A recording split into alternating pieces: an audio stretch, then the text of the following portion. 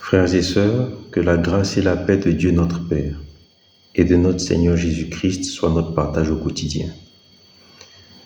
Nous continuons aujourd'hui notre troisième et dernier échange en ce qui concerne notre enseignement sur Dieu Tout-Puissant.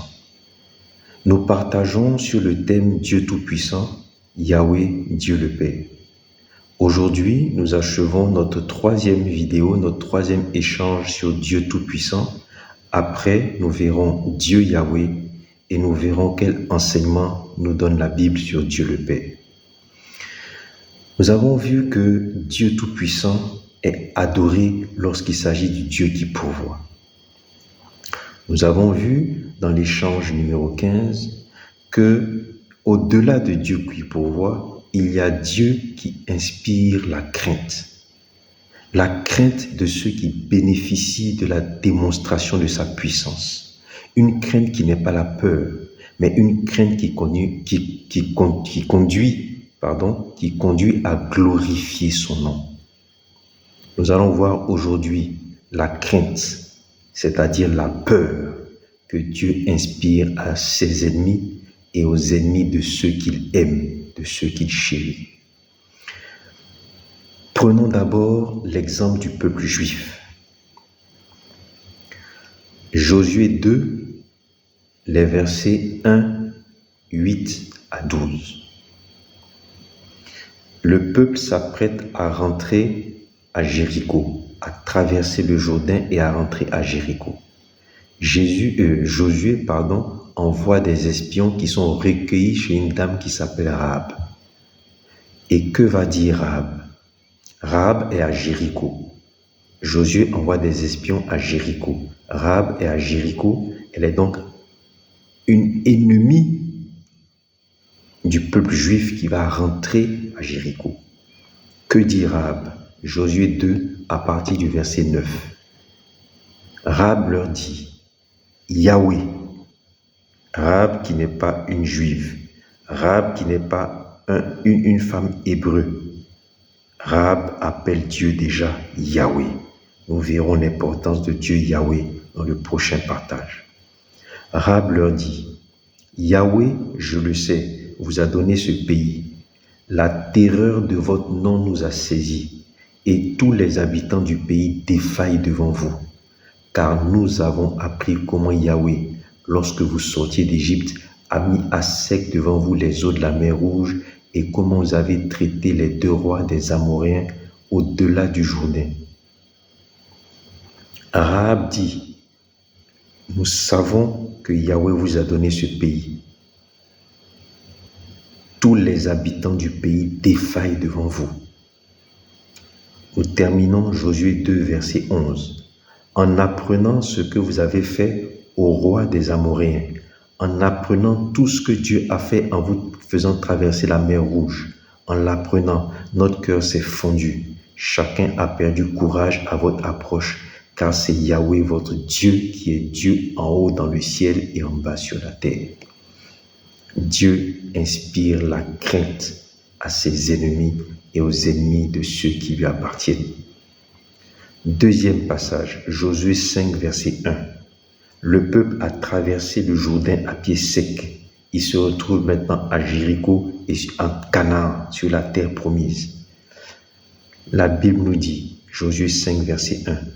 Lorsque les rois des Amoréens au-delà du Jourdain à l'Occident et tous les rois des Cananéens près de la mer apprirent que Yahweh avait mis à sec les eaux du Jourdain devant les enfants d'Israël, jusqu'à ce que nous eussions passé, leur cœur se fondit et ils perdirent tout courage devant les enfants d'Israël. Dieu inspire la crainte à ses ennemis et aux ennemis de ceux qui lui appartiennent, l'exemple du peuple juif. Nous allons voir maintenant l'exemple de Jésus-Christ lui-même. Matthieu 8, versets 28 à 31. Exemple de Jésus.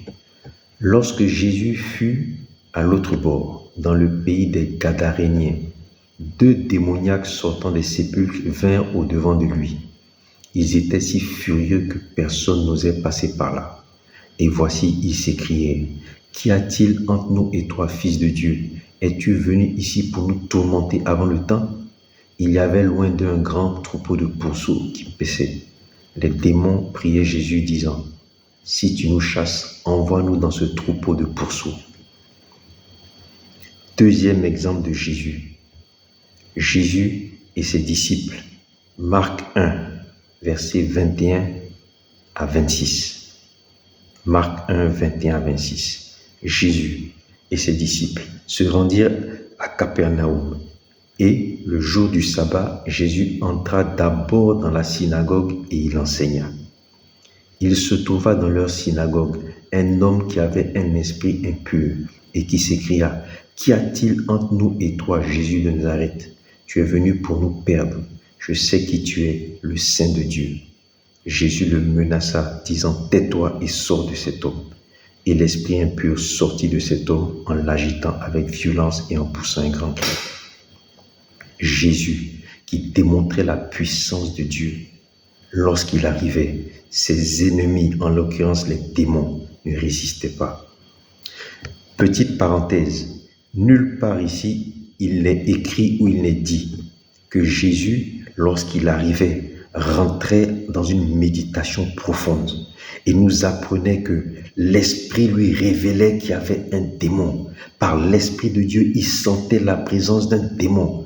Non, Jésus n'avait pas besoin de rentrer dans une manifestation exotérique pour faire comprendre qu'il y avait un démon. Non, la présence de Dieu tout-puissant et de son esprit dérangeait les démons qui eux-mêmes se manifestaient, venaient se soumettre à Jésus dans la crainte et la peur, et Jésus les chassait.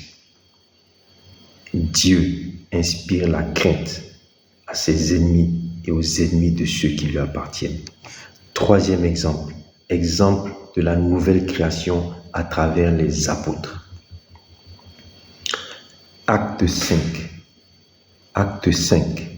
versets 14 à 16.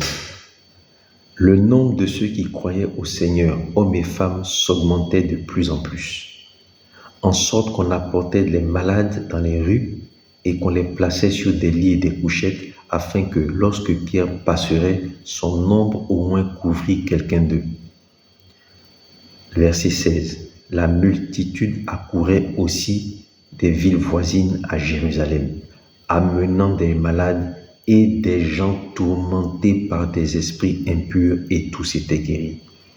Les apôtres eux-mêmes, qui manifestaient la puissance de Dieu, qui manifestaient Dieu Tout-Puissant, chassaient les esprits impurs, parce que les esprits impurs, ennemis de Dieu, ennemis de ceux qui appartiennent à Dieu, ne pouvaient pas résister, étant dans la crainte de Dieu Tout-Puissant.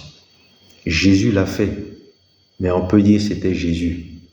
Ici, la Bible nous dit que les apôtres, nés de nouveau, eux aussi, manifestaient la puissance de Dieu et inspiraient la crainte aux esprits impurs, ennemis de Dieu et ennemis de ceux à qui Dieu appartient.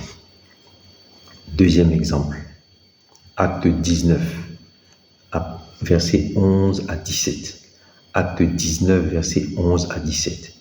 Et Dieu faisait des miracles extraordinaires par les mains de Paul, au point qu'on appliquait sur les malades des linges ou des mouchoirs qui avaient touché son corps, et les maladies les quittaient et les esprits malins sortaient. Les esprits malins sortaient parce qu'on appliquait simplement des mouchoirs qui avaient touché le corps de Paul sur les malades. On continue. Verset 13. Quelques exorcistes juifs ambulants essayèrent d'invoquer sur ceux qui avaient des esprits malins le nom du Seigneur Jésus, en disant « Je vous conjure par Jésus que Paul prêche ». Ceux qui faisaient cela étaient 7 fils de Séva, juifs, l'un des principaux sacrificateurs. Verset 15. L'esprit malin leur répondit « Je connais Jésus, je sais qui est Paul, mais vous, qui êtes-vous » L'esprit malin connaissait Jésus. L'esprit malin connaissait Paul, parce que Paul, comme Jésus, démontrait la puissance de Dieu. Paul, comme Jésus, manifestait la puissance de Dieu, et les esprits malins les connaissaient. Alléluia.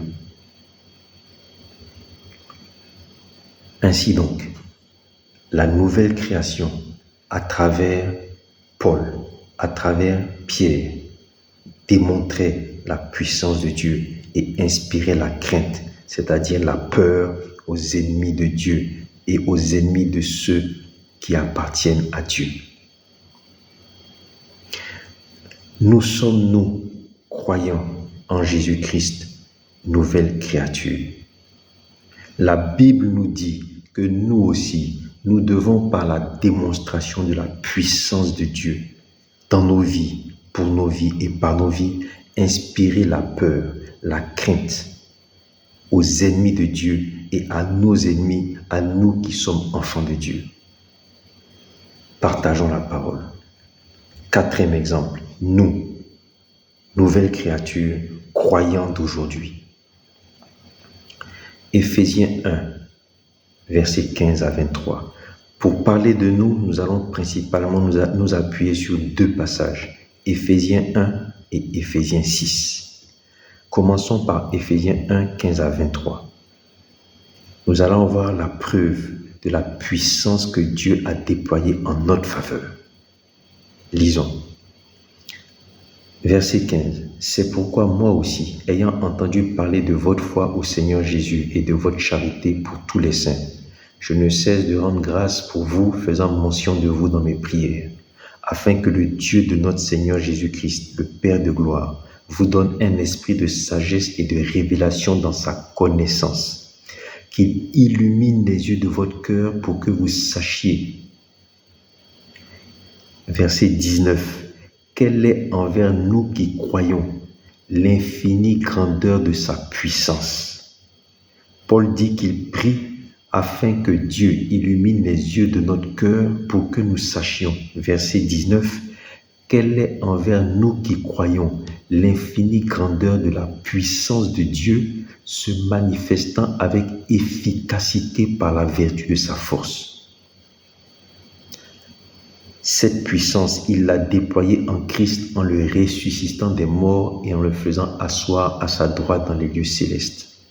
Frères et sœurs, Dieu Tout-Puissant a déployé en notre faveur, envers nous qui croyons, une puissance d'une infinie grandeur. Et la preuve de cette puissance, il l'a manifestée en ressuscitant Christ des morts et en le faisant asseoir à sa droite dans les lieux célestes. Ayant la preuve que Dieu a déployé une puissance en notre faveur, quels sont nos ennemis? Éphésiens 6. Éphésiens 6, verset 12.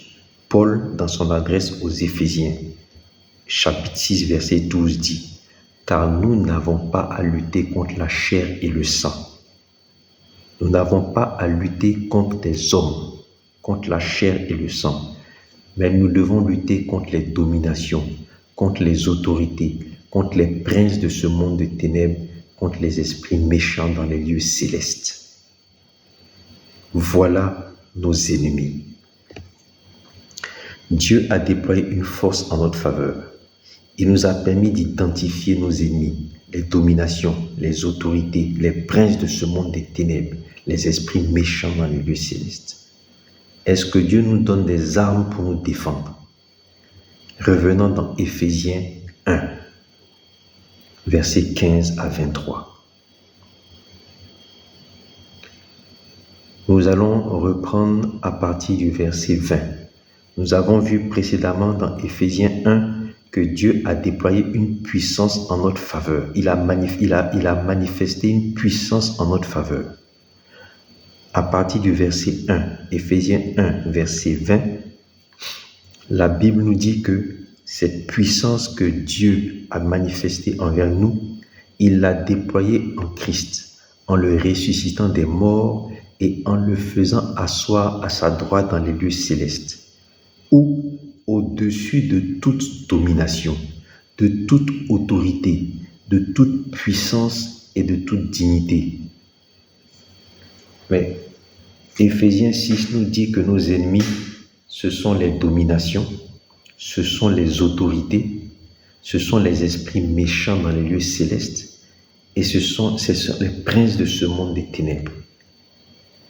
Éphésiens 6 nous dit que Christ a été installé, il s'est assis à la droite du Père, dans les lieux célestes, au-dessus de toute domination, de toute autorité, de toute puissance, de toute dignité et de tout nom qui peut se nommer, non seulement dans le siècle présent, mais encore dans le siècle à venir. Chers frères, chères sœurs, Christ est l'arme numéro 1 à partir de laquelle nous allons commencer à lutter contre les autorités, les dominations, parce que son nom, qu'il soit glorifié d'éternité en éternité, il a été, parce que son nom est au-dessus de tout nom et que lui-même est assis au-dessus de tous nos ennemis. Que Christ soit confessé dans nos vies, frères et sœurs. L'arme numéro 1 est donc Jésus-Christ. Mais nous avons des armes complémentaires. Revenons alors dans Éphésiens 6, versets 10 à 20. Nous allons commencer à partir du verset 13. Éphésiens 6, verset 13. Paul dit, « C'est pourquoi prenez toutes les armes de Dieu afin de pouvoir résister dans le mauvais jour et de tenir ferme après avoir tout surmonté. Tenez donc ferme. Ayez à vos reins la vérité pour ceinture. Revêtez la cuirasse de la justice. » Les armes complémentaires à Jésus-Christ. Ayez à vos reins la vérité pour ceinture. Revêtez la cuirasse de la justice. Mettez pour chaussure à vos pieds le zèle que donne l'évangile de paix. Prenez par-dessus tout cela le bouclier de la foi. Prenez aussi le casque du salut et l'épée de l'esprit qui est la parole de Dieu. Faites en tout temps par l'esprit. Faites en tout temps par l'esprit toutes sortes de prières et de supplications. Veillez à cela avec une entière persévérance et priez pour tous les saints. Si nous ne devons pas combattre, si nous n'avons pas d'ennemis, pourquoi Dieu nous donne-t-il des armes? Les croyants que nous sommes devons inspirer la crainte à nos ennemis, nous qui appartenons à Dieu étant ses enfants, et devons inspirer la crainte, la peur aux ennemis de Dieu.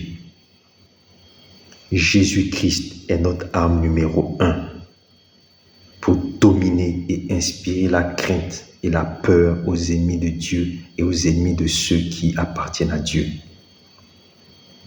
L'Esprit de Dieu qui nous conduit dans la vérité et la justice et nous amène à avoir avec nous la vérité, la justice, l'évangile, la foi. Tous ces éléments-là sont des armes pour lutter contre nos ennemis et inspirer la peur, la crainte à ces ennemis-là. Mais je vais conclure en disant quelque chose de fondamental. La connaissance de Dieu Tout-Puissant simplement, surtout lorsqu'elle se limite à Dieu Tout-Puissant qui pourvoit, ne nous permet pas d'obtenir ces armes-là. Christ en nous ne peut pas s'obtenir uniquement lorsque nous adorons, nous aimons et nous croyons en Dieu Tout-Puissant. Deuxième vérité, si nous voulons inspirer la crainte à nos ennemis, est-ce que nous sommes connus de ces ennemis? Est-ce qu'en tant qu'enfants de Dieu, en tant que croyants, nous sommes connus comme des porteurs et des démonstrateurs de la puissance de Dieu? Lisons Actes 19. Reprenons Actes 19. Nous avons vu que Paul faisait des miracles. Nous l'avons lu précédemment. Paul faisait des miracles. Et la Bible nous dit à partir du verset 13, Actes 19, verset 13, quelques exorcistes juifs ambulants essayèrent d'invoquer sur ceux qui avaient des esprits malins le nom du Seigneur Jésus en disant « Je vous conjure par Jésus que Paul prêche ». Verset 15. L'esprit malin leur répondit « Je connais Jésus et je sais qui est Paul, mais vous, qui êtes-vous » Et l'homme dans lequel était l'esprit impur s'élança sur les 7 fils de Sheva, se rendit maître de tous, et les maltraita de telle sorte qu'ils s'enfuirent de cette maison nus et blessés. Si tu n'es pas connu des ennemis de Dieu, si tu n'es pas connu de tes propres ennemis comme étant porteur et manifestant de la puissance de Dieu, tu n'as aucun moyen d'être connu, tu n'as aucun moyen, d'inspirer la peur, la crainte dans le cœur de ces ennemis-là. Troisièmement, c'est un avertissement que la parole nous donne. Très bonne nouvelle. Pour tous ceux qui ne connaissent que le Dieu Tout-Puissant, Satan fera de vous une proie facile. Je répète, pour tous ceux qui ne connaissent que Dieu Tout-Puissant, donc qui aspirent à connaître Dieu qui démontre sa puissance, qui aspirent à ne connaître que Dieu qui accomplit des miracles, Satan fera de vous une proie facile. Lisons 2 Thessaloniciens 2.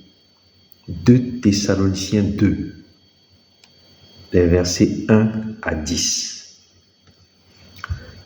Paul, s'adressant aux Thessaloniciens, dit: pour ce qui concerne l'avènement de notre Seigneur Jésus-Christ et notre réunion avec lui, nous vous prions, frères, de ne pas vous laisser facilement ébranler dans votre bon sens et de ne pas vous laisser troubler.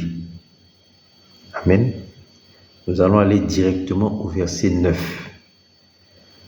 Paul nous dit que l'avènement de Christ sera précédé de l'apparition de l'Antéchrist. Et il nous dit au verset 9, l'apparition de cet impie se fera par la puissance de Satan avec toutes sortes de miracles, de signes et de prodiges mensongers, et avec toutes les séductions de l'iniquité pour ceux qui périssent parce qu'ils n'ont pas reçu l'amour de la vérité pour être sauvés.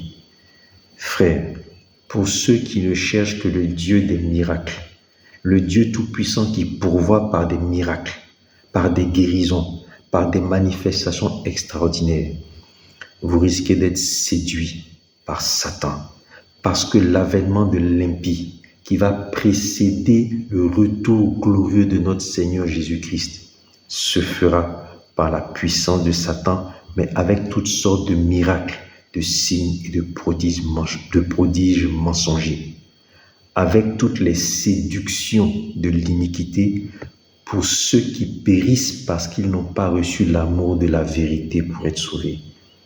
Frères, sœurs, n'aimons pas simplement Dieu qui pourvoit. N'aimons pas simplement Dieu Tout-Puissant qui pourvoit. Allons au-delà de Dieu Tout-Puissant qui inspire la crainte de nous qui sommes ses enfants, la crainte de nous qui lui appartenons, une crainte qui nous amène à le glorifier. Allons au-delà de Dieu qui inspire la crainte, c'est-à-dire la peur à ses ennemis. Allons dans une autre dimension. Nous verrons laquelle dans la suite de ces échanges. Dieu Tout-Puissant ne conduit pas à la vie. Dieu Tout-Puissant ne conduit pas au salut. Que la grâce et la paix de Dieu notre Père et de notre Seigneur Jésus-Christ soient notre partage au quotidien.